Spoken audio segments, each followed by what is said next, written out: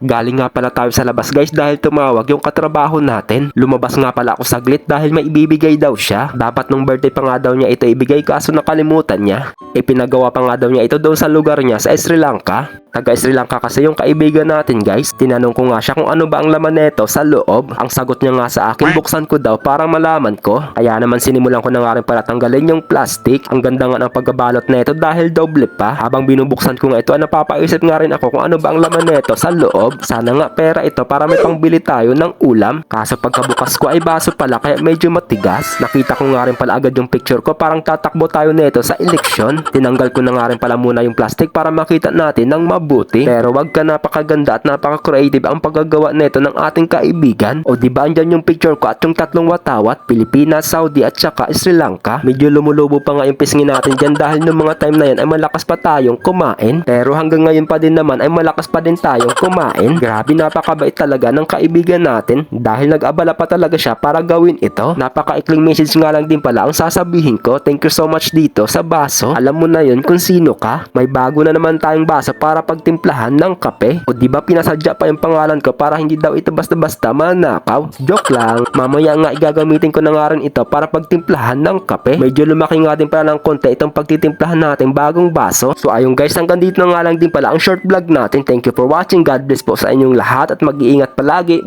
Bye bye!